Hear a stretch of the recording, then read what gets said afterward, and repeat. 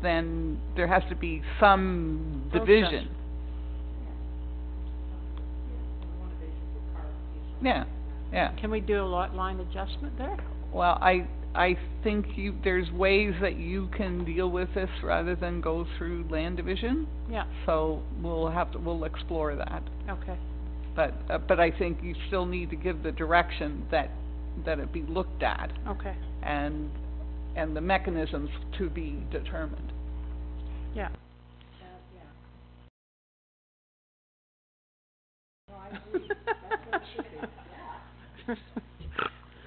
Okay, so you want to make the motion. I keep hearing. Okay, Councillor Bryan is seconding it. All those in favor? Carried. Okay, let's keep going here. DS 0318 of Liz regarding 76 Mill Street. Pardon me?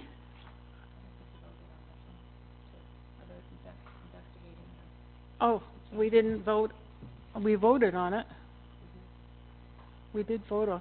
Did we vote on the investigation of the of adding more land to the music hall or to the community hall? No? Okay. All those in favor? Carried. What's that? I did too, but anyway. Okay, DS 03 of Liz regarding the 76 Mill Street. This application was originally presented during the regular meeting, so we need to lift it. It wasn't tabled? Oh, God. Okay, so let's deal with it. Fred, this is your municipality, or your ward. Yeah, we'll move the recommendation. He's moving it back to 2 houses anyways, so. Okay. All right. Originally, he proposed a semi and a single. And so now he's proposed two singles. However, he still has not addressed the official plan policies about how it's integrated with the neighborhood. So the condition that I have proposed is that, yes, he can go ahead, but he needs to be subject to site plan approval so that we can address those concerns So that's through that recommendation. process. So we support Liz's recommendation. Correct. I'll second that. Okay, Madam you Mayor. had a question. Through you to Liz, by withdrawing the 156, what effect does that have on the other application, or does it? It didn't have any real effect. What that did was so he severed it in two with the first application, and Right. then the second application was to take the one lot and further sever it so he could do the semi. Okay, thanks. Okay, any further questions? All those in favor? Carried. FR 0118 of Phil Alexander regarding the sale of the 2005 Rosenbauer fire pumper. Councillor Malloy. Mayor O'Connor, I'd like to move the recommendation and thank Phil for digging around and finding someone to take that vehicle off our hands. So great, $60,000 US, great price. Thanks, Phil, and I'll move the recommendation. Okay. Second. It's enough. Thank you, Justin, for looking after it. Councillor Bryan, all those in favor? Carried. Bylaws, questions on any of them? Yes? I would like to separate out bylaw 2018-007.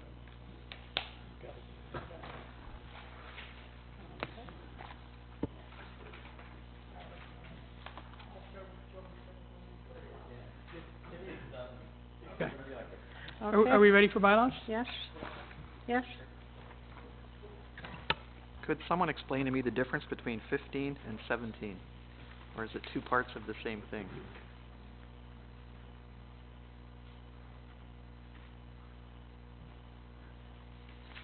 Oh, I know that. I talked to Andre Do you know this the afternoon. answer to that? Can I answer that? Sure, you Mayor have the Connor? answer. Sure. Okay, number 17 is for, Uxbridge Public School. It's to change those signs. What's 15? This is for the library parking, to add the 6 extra spots. Okay. You could have added that to the note, I guess. Thanks, Dave. No problem. I had the same question earlier today. Okay. Bylaws requiring 3 readings. First and second reading, moved by Councillor David Barton, seconded by Councillor Jack Ballinger, that leave be granted to introduce bylaw number 2018-007 and the same be read a first and second time. Sorry? No. Go. Oh, I did. I'm doing the single one first. 7 one, okay, sorry. This is for 007. Thank you. No problem. Okay, any questions? Leave be granted for third reading? Oh, we're supposed to vote on that first, aren't we? Yeah, we are. Okay. All those in favor of first and second reading? Those opposed? Okay. Carried. Third reading, moved by Dave Barton, seconded by Jack Ballinger, that bylaws number 2018-007 now be read a third time, finally passed, and the mayor and clerk duly sign and seal same. All those in favor? Those opposed? Motion's carried. Okay. Next one, bylaws requiring 3 readings. First and second reading, moved by Councillor David Barton, seconded by Councillor Jack Ballinger, that leave be granted to introduce bylaws number 2018-002 to 2018-006 and 2018-008 to 2018-018, and the same be read a first and second time. All those in favor? Is there any questions? Leave be granted for third. Moved by Councillor David Barton, seconded by Jack Ballinger, that bylaws number 2018-002 to 2018-006 and 2018-008 to 2018-018 now be read a third time, finally passed, and the mayor and clerk duly sign and seal same. All those in favor? Carried. Okay, any unfinished business? Other business is, out? Okay. Councillor Northeast sent a letter into, Karen Rill at the arena, wanted to know if she could advertise on the entranceway sign the registration night. There's not a councillor. Did I say councillor? Yes. Have it. Bev Northeast of Goodwood suggested that, she could put the ad for the registration night at the arena on the entranceway sign at no charge. And it is a township function, registration night. Does anybody have any issues with that? No. Thank you. It's No, in the policy. it's for the policy. Okay, confirming bylaw. Okay, first and second reading, moved by Councillor David Barton, seconded by Jack Ballinger, that leave be granted to introduce bylaw number 2018-019, being a bylaw to confirm the proceedings of council in its regular meeting of January 29th, 2018, and same be read a first and second time. All those in favor? Carried. Third reading? Third reading, moved by Councillor David Barton, seconded by Councillor Jack Ballinger, that bylaw number 2018-019 now be read a third time, finally passed, and the mayor and clerk duly sign and seal same. All those in favor? Carried. Press. Oh, thank God. The way my night's been going. Public.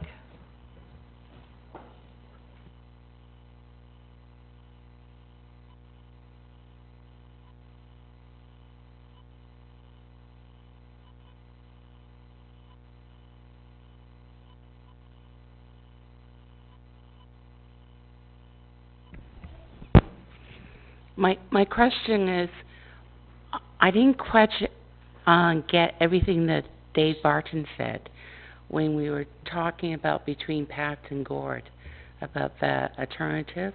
What did you say? I just stated that Pat's involved in many things on council, that it might be a good opportunity to let other members of council But isn't be more Gord involved. Well, Gord's involved in planning, but he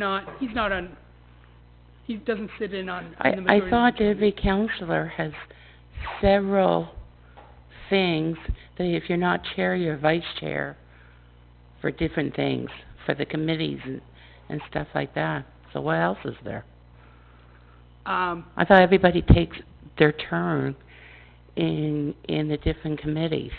So there's there's the committees like Canada Day and Watershed. There's also, LSRCA, there's internal meetings that take place at the township. So basically Gore's only doing planning and that's it? Oh, he does I thought PIA. he was in other committees. That's what I thought. I was trying to understand, when you have a counselor, like counselors are very busy during their 4-year term, or in this case 2 years for this term, that when you have a counselor that's, from the moment that the question is posed, he's saying, okay, I'm willing to do that. I didn't see Gord, unless I missed. In I just didn't fairness, understand. in fairness, there was a vote put forward, and the vote lost. So then there was a subsequent motion put forward. But it just, to me, it just looked like when Dave nominated Gord. I don't have a problem. I'm happy that Gord goes down there. Just a minute. Nobody nominate. Well, he The suggested Mr. The Hyatt. motion lost that was first put forward.